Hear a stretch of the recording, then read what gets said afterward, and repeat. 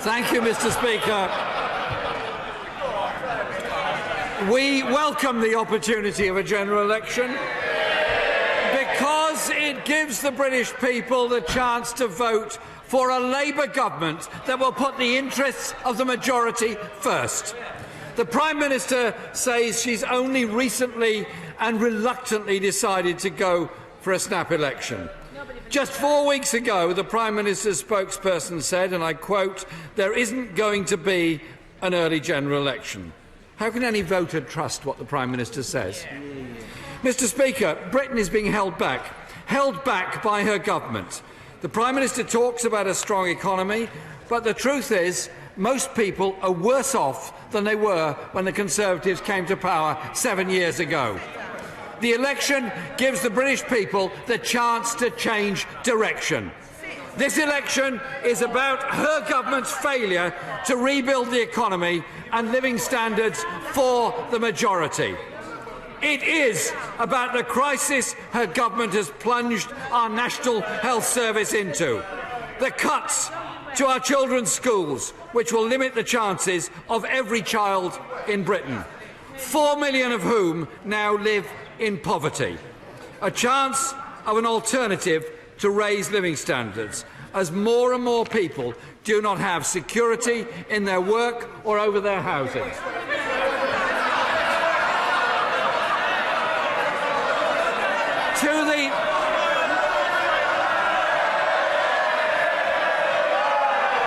I give way to my friend, the member for Stoke-on-Trent. Which one? Mr. Gareth Snell. Go, Gareth. Snell. Thank you very much, Mr. Speaker. And, I try not to take it personally that having arrived so early, the Prime Minister is that desperate to get rid of me, she's calling an election. But what I would say, my honourable friend, would my honourable friend agree that the Prime Minister, in calling this election, has essentially said she doesn't have confidence in her own government to deliver a Brexit deal for Britain? And one way she could secure the votes of me and my honourable friends is to table a motion of no confidence in her own government, which I will happily vote for. I thank my friend for that intervention. I congratulate him on his election to this House, and I congratulate him on his work, and I agree with him. I have no confidence in this government either.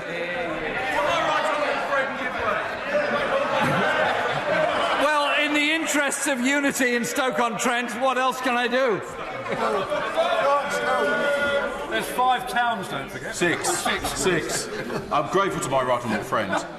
He highlighted the fact that the Prime Minister, for 12 months, dithered over whether she would want an election and all the time said she didn't want one. But isn't the reality that what has focused her mind is the fact that she may well lose some of her backbenchers if the CPS have their way? I thank my friend for that intervention. The timing of the election and the role of the CPS is, of course, extremely interesting in this, and it's interesting the Prime Minister did not mention it during her contribution. Mr. Speaker, I give way to the gentleman here. I'm most grateful to the Leader of the Opposition to give way. He talks about trust in leaders. What trust can the public put in a leader who has no confidence from his parliamentary colleagues and is in place by people who are not in Parliament but from people who are outside? Mr. Speaker, I was elected leader of my party by 300,000 votes. I don't know how many people voted for the Prime Minister to be leader of her party. I suspect it was actually none whatsoever.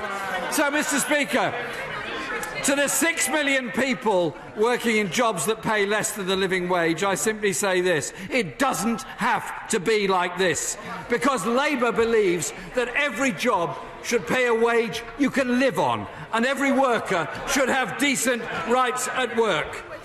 To the millions of people who can't afford a home of their own or have spent years waiting for a council home, this is your chance to vote for the home your family deserves. Because we believe a housing policy should provide homes for all, not investment opportunities for a few. To the millions of small businesses fed up with red tape of quarterly reporting, hikes in business rates, broken promises on national insurance contributions.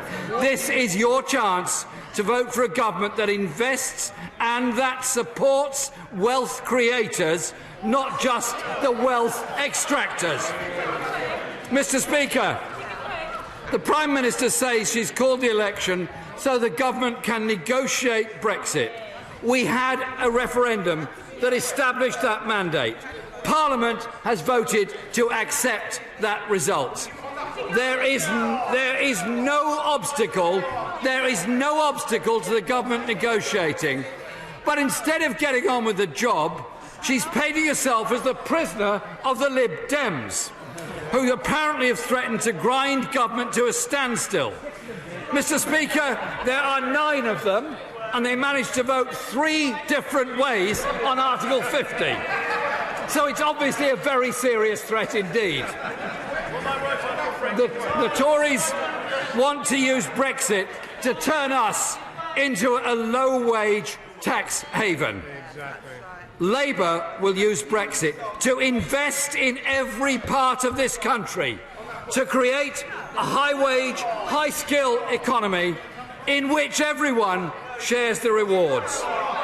The Prime Minister also says, Mr. Speaker, the Prime Minister also says this campaign will be about leadership. So then let's have a head-to-head TV debate about the future of our country. Why has she rejected that request? Labour, Mr. Speaker, Labour offers a better future. We want richer lives for all, not a country run for the rich.